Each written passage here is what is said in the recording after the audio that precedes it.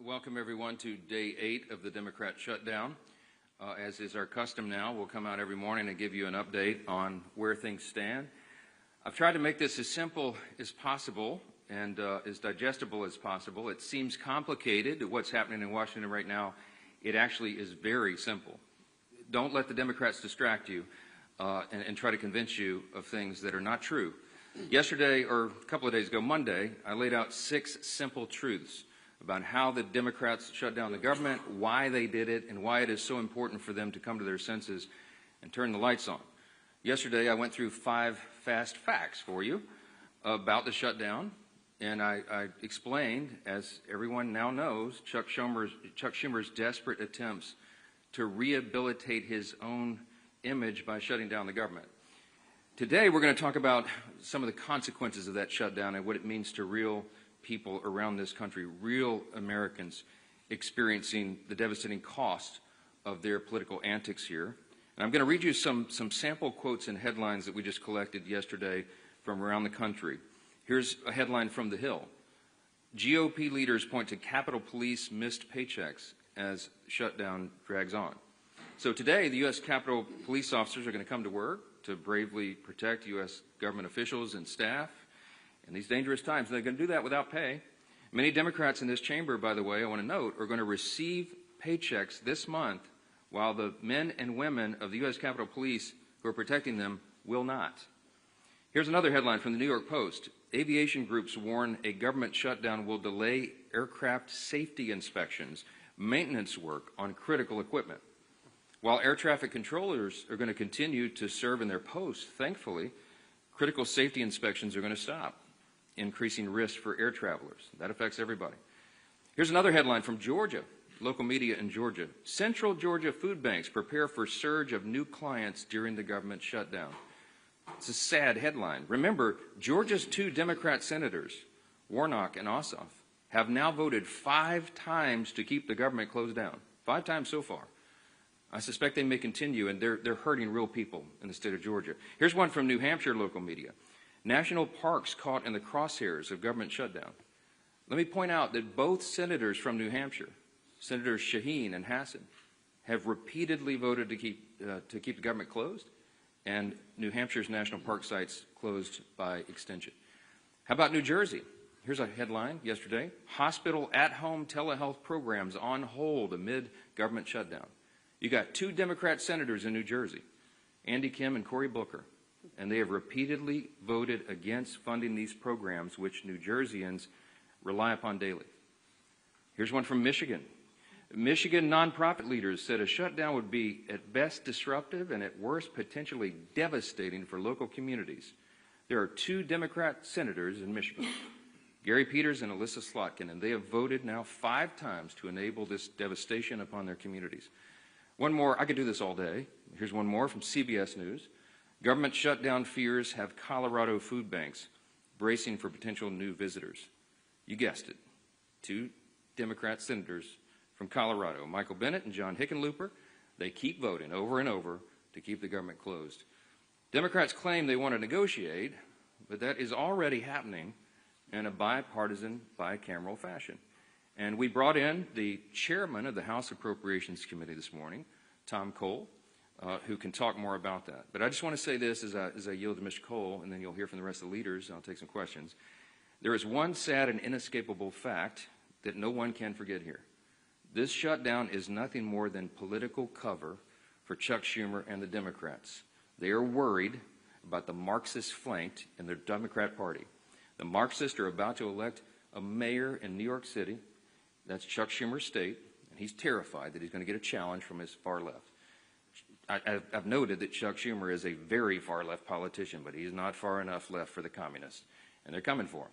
And so he has to put up his dukes and show a fight. So they picked a fight on something that's not even related at all to the shutdown and the funding that we should have gotten done by the end of September. We just need a stopgap measure to give us a little more time to get the job of Congress done. They refuse to do it because they're playing politics, and real Americans are paying the price for it. But let me introduce Chairman Cole, and he can tell you about some of these discussions that have been going on. Mr. Cole. Thank you very much, Mr. Speaker. Usually when I follow the Speaker, I usually think I should just say what he said and excuse myself right away. But in this case, it is pretty easy. I mean, we've had a pretty decent year in the House Appropriations Committee, all 12 bills out of committee before September 30th. 3 that we are in negotiations on with the Democrats. Those negotiations have gone very well. We're prepared pretty quickly to close once the government's reopened. We could get at least 3 bills done. The President could sign them in. Those things would be immune from a shutdown until the following September 30th.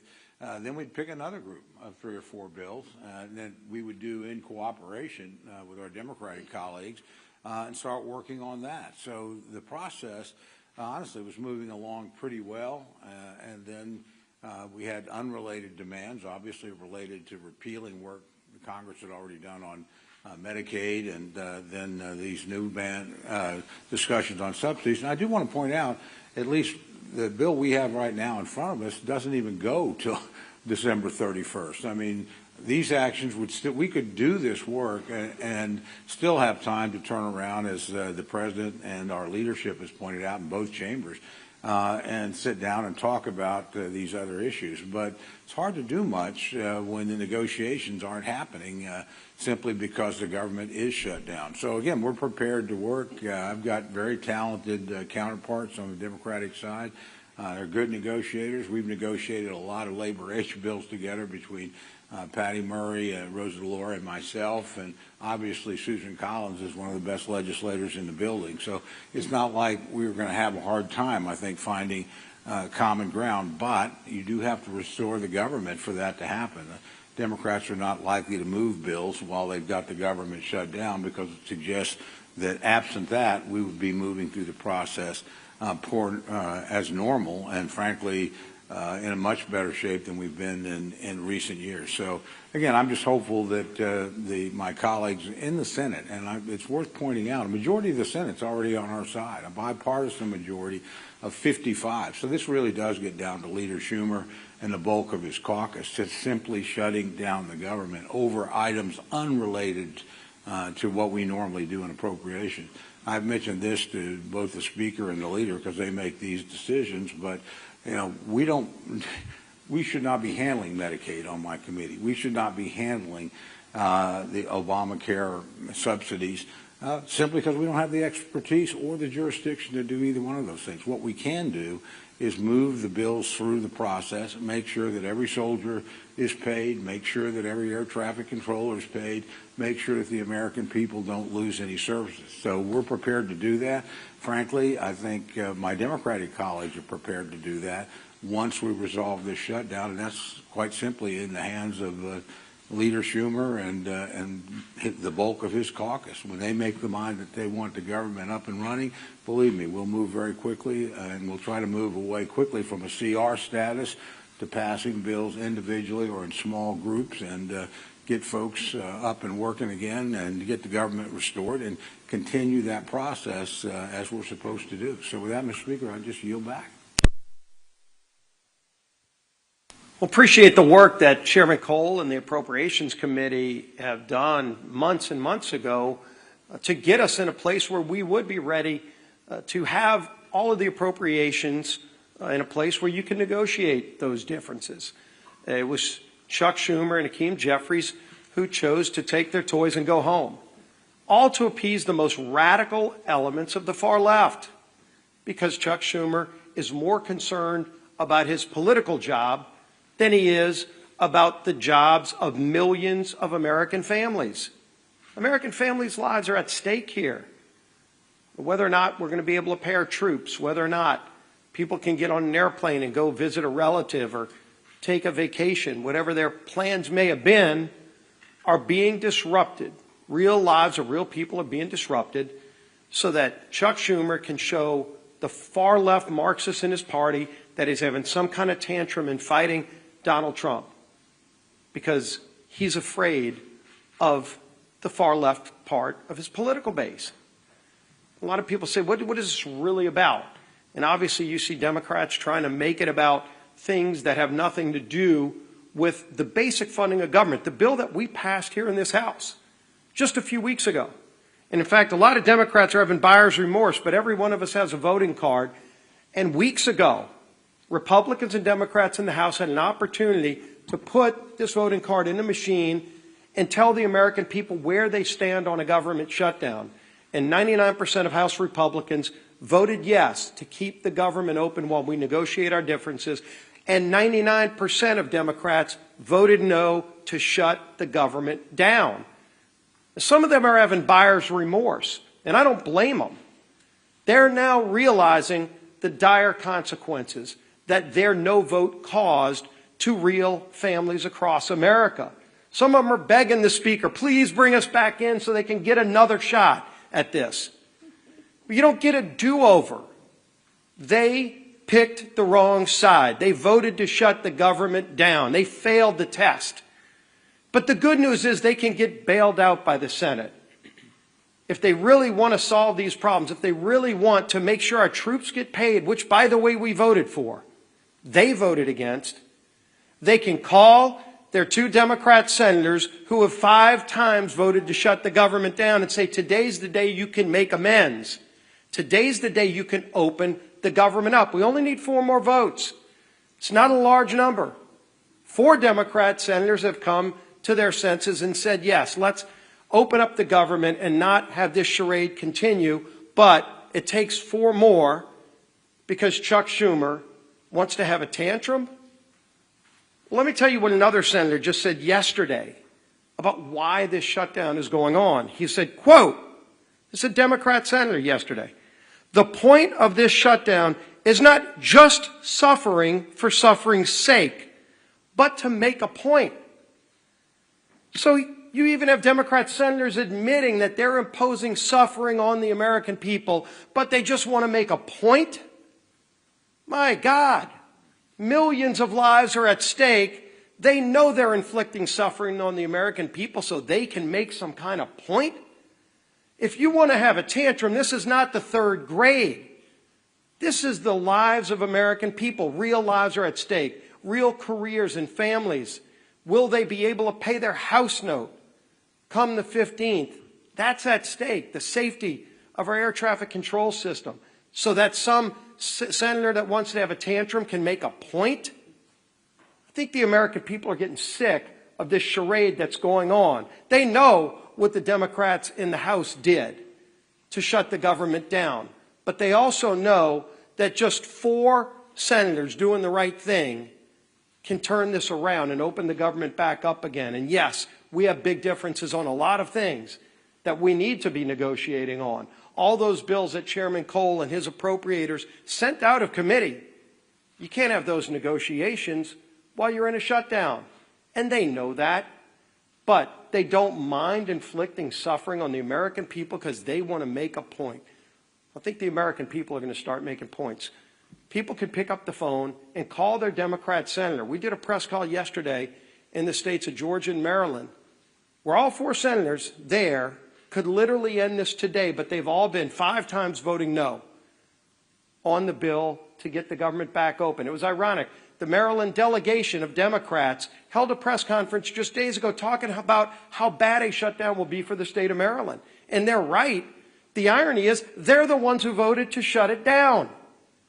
Over 150 employees in the state of Maryland alone will be hurt, and their own Democrat delegation is saying how bad it's going to be, yet they're the ones who voted to inflict that, quote, suffering on the people of Maryland. This madness can end. This madness needs to end with sanity finally emerging. Bring some common sense in.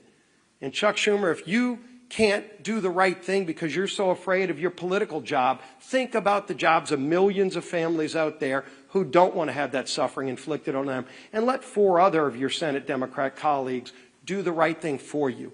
Let's end this. Our whip. Tom Emmer.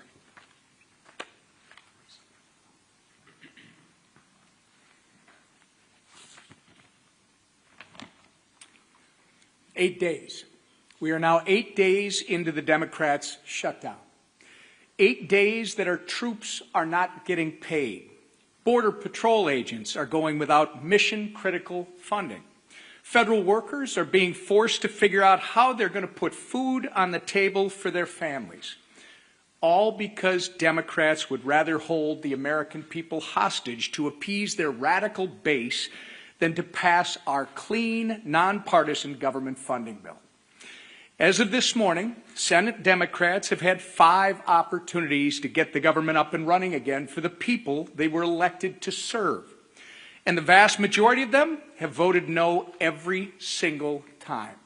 Their obstruction is not only a slap in the face to hardworking Americans whose livelihoods are being put at risk due to the Democrat shutdown, it's also a slap in the face to the constituents who fund their salaries with the expectation that they fulfill their basic constitutional responsibilities. In my hand, I have more than a dozen pages of organizations from across the country representing Americans from every end of the political spectrum, echoing the exact same message. And that message is that government shutdowns solves nothing and hurts everyone. So to our Democrat colleagues in the Senate, enough with the political grandstanding. Do the right and responsible thing by passing the House's clean CR immediately. Americans are already hurting. People's jobs are at stake. You can and must end the political games and reopen the government today. And with that, I turn it over to our conference chair, Lisa McClain. Thank you. Good morning, everybody. Again and again, Democrats have chosen to put illegal aliens over hardworking Americans. That is not my opinion. That is fact. Read the bill.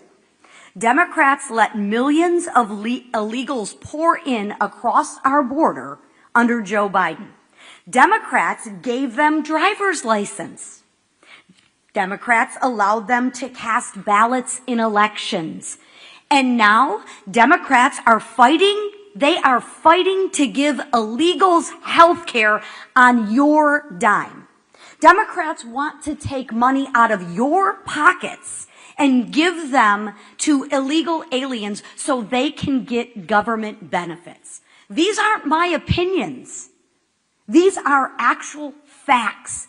Go to the website and read the facts, right? But what Democrats do when they have no plan, no vision, and no leader, they have to misrepresent the truth. And they do that over and over again. And they think you, the American people, aren't going to notice. They're not going to notice. You're not going to notice that they're taking money out of your pockets and giving them to illegals. They're going to try and put their spin on it. But I challenge you, go to the website and read it for yourself.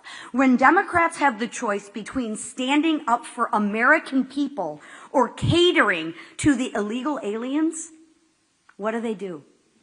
They choose illegals every single time. Time and time again. And that's exactly what they're doing again in this government shutdown fight. Democrats are putting illegals above American citizens. So I ask the Democrats, how long will it take you to put Americans first in this funding fight? I ask our senators, Senator Peters and Slotkin, when are you going to put the American people first? The people that elected you to represent them. How many times will you vote against our troops? I ask Senator Peters and Senator Slotkin, how many times are you going to vote not to pay our troops? How many times will you vote against moms and babies who rely on WIC? Against flood insurance? How many times will you vote to put illegals first and Americans last? The answer to that question is as long as the radical base keeps calling the shots. My 2 senators are pandering to their radical base as well. Republicans, however, are actually putting Americans first every single day. And why? Because that's our job. That's our duty. And quite frankly, that is our responsibility.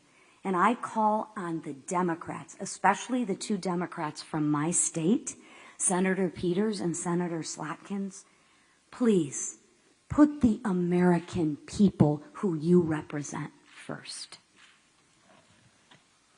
We'll take a few questions. Yes, ma'am. Speaker Johnson, thank you. Do you agree that the mayor of Chicago and the governor of Illinois should be in prison? Should they be in prison? Should the mayor of Chicago and the governor of Illinois be in prison?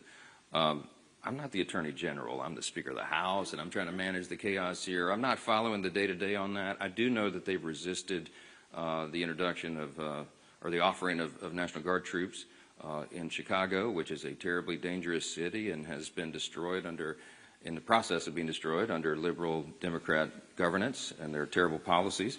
I would just cite for you in response Exhibit A, which is the District of Columbia. All of you were able to walk safely into the Capitol today, and you can park your cars blocks away and walk back to your cars, and you're not in fear of having your purse snatched or your car being jacked or being assaulted. And why is that? Because President Trump had enough of it. He's a strong leader in the Oval Office, and he used the resources that were available to him, the National Guard, to bring order to the chaos. The Democrat mayor of the District of Columbia ultimately said, thank you so much for the reinforcements, and you're all enjoying the spoils of good policy and return to the rule of law. If we could do that in the other major cities in the country where they're having terrible crime crises, that should be seen as a positive, and I think most Americans see it that way. If you're a resident of Chicago or New Orleans or one of these other Democrat-run cities, you've had enough. You're tired of your family walking in fear and not being able to enjoy their lives, and if President Trump can use the resources and do it in a lawful manner to allow National Guard troops to help bring order and restore the rule of law, that is something that is wildly popular with the American people. Now, if you have elected officials in some of these states who are committed to their radical, soft-on-crime ideology and defunding the police and all the things the Democrat Party championed for the last several years, and they want to stand by that, we encourage them to do so. We'll see what the people think about it. Yes, sir. Back row. Speaker Johnson, a lot of the free health care for illegal aliens that you've been talking about is care provided in emergency rooms, which are required by federal law to care for anybody, even if they can't pay, even if they're not a citizen. Do you think that that law should be changed? No. You're talking about EMTALA, which has been part of the law for most of my life. Emergency care is provided without question to anyone who comes in. If you're hemorrhaging and you show up in an emergency room, you get treated. That's something we all support. That's a very good law. We're in favor of it. You're cherry-picking a tiny subset of the issues. We put, and go to it's still on the website, speaker.gov, look at page 57, section 2141 of Chuck Schumer's counter-proposal CR that he filed. There's 6 categories of things that they would like to restore funding to, and it adds up to $192.8 billion, almost $200 billion of hardworking taxpayer funds that would go to support illegal aliens and other non-citizens. Now, with regard to EMTALA, are we saying change the law? No. But one of the things they're doing, and one of the things that Chuck Schumer is advocating for and has filed in the law and is using as a leverage point to keep the government shut down, is he literally wants to reimburse hospitals more money for treating illegal aliens than American citizens. Fact. Go look it up. Go look on the website. Don't take my word for it. We're not doing that. If you're a young, pregnant American citizen woman who shows up in an ER and you get treated and they pay the hospital less for treating you than some illegal rabble-rouser who came in from some, South American country to do us harm, that is wrong. The Republican Party stands for common sense. In the big, beautiful bill, we fix that. And Chuck Schumer wants to unwind it, and it is unconscionable to me that he's inflicting all this pain on American citizens so they can play games and try to appease the radical left base. That's what this is. Yes.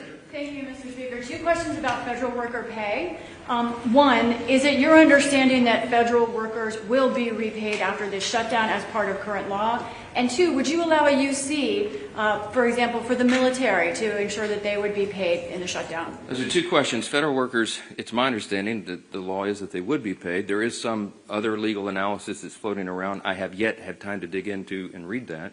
But it has always been the case, that is tradition, and I think it is statutory law that federal employees be paid, and that's my position. I think they should be. They should not be subjected to harm and financial dire straits because Chuck Schumer wants to play political games. With regard to paying the troops, I want everybody to listen to me very carefully.